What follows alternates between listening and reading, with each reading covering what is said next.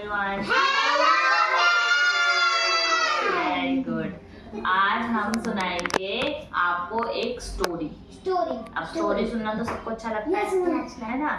तो आज हम आपको एक स्टोरी सुनाएंगे with the help of these hand puppets. ठीक है, जो मैम ने बनाई है आपको समझाने के लिए कि हम किस बारे में, किस स्टोरी के बारे में और कौन कौन से कैरेक्टर्स के बारे में बात कर रहे हैं। ठीक है, इसमें स्टोरी में जो मेन है वो है red riding hood. Red riding hood की स्टोरी हम सुनेंगे, जो कि अपनी, प्लीज हेल्प मी गोविंद, पकड़ो, अपनी ग्रैनी के घर जाती है। ग्रैनी मीन्स आपकी दादी, ग्रैंड मदर। ठीक है, तो अपनी ग्रैंड मदर से मिलने रेड राइडिंग हुड एक दिन उनके घर पर जा रही होती है। उनका घर होता है ऐसा, ठीक है, जो कि था जंगल में। ठीक है, जो बहुत ही दूर पड़ता था। और उस जंगल में कौन था? एक वुल्फ, है ना। वुल्फ यानी गीदड़, वुल्फ यानी गीदड़। ठीक है, तो ये जो वुल्फ था ये बहुत ही चालाक था और बहुत ही कनिंग था। ये सबको बहुत परेशान करता था। अब एक दिन इसने जब रेड राइडिंग हुड को देखा कि रेड राइडिंग हुड अकेले अकेले चल के कहाँ जा रही थी? अपनी दादी के घर, अपनी दादी के घर, दादी से मिलने। ठीक है, और दादी का घर कैसा था?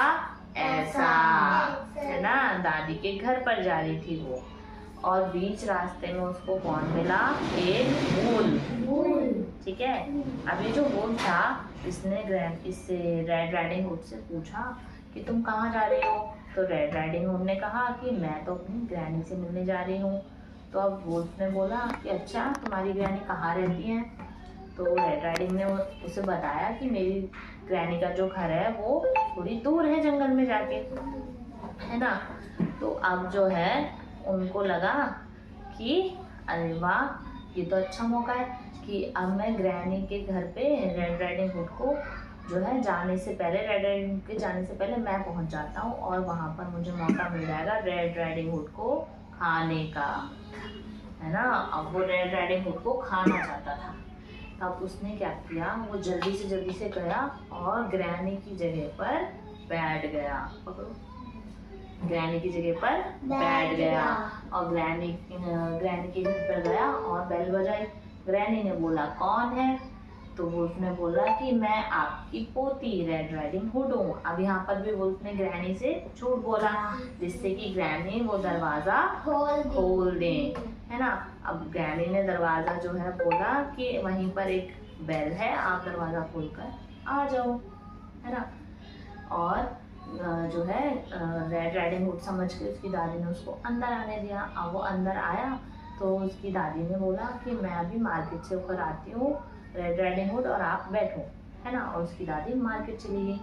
अब वुल्फ को लगा ये तो अच्छा मौका है ना, दादी भी नहीं है घर पे, तो कोई बचा भी नहीं पाएगा रेड राइडिंग हुड को।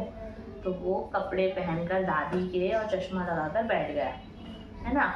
फिर वहां पर आई रेड राइडिंग हुड और रेड राइडिंग हुड ने बेल बजाई थी। बेल बजी तो फिर जो है वुल्फ ने वही सवाल किया जैसे ग्रैनी ने वुल्फ से किया था कि कौन है। तो फिर रेड राइडिंग हुड ने बोला कि मैं रेड राइडिंग हुड हूँ, आपकी पोती। तो फिर उसके बाद क्या था, फिर जैसा कि ग्रैनी ने वुल्फ को जवाब दिया था ना कि भाई वहीं पर बेल है और बेल आप बजाओ और दरवाजा खुल जाएगा, है ना। तो वो ऐसे ही रेड राइडिंग हुड अंदर आ गई। तो जैसे ही वुल्फ जो है वो रेड राइडिंग हुड की तरफ बढ़ने वाला था, तभी उसकी ग्रैनी मार्केट से वापस आ गई और उन्होंने झट से रेड राइडिंग हुड को पीछे खींच लिया, जिससे कि वो उस पर हमला नहीं कर पाया और ग्रैनी को देखकर भाग गया, है ना। ग्रैनी को देखकर भाग गया। अब इससे हमें क्या लेसन सीखने को मिलता है?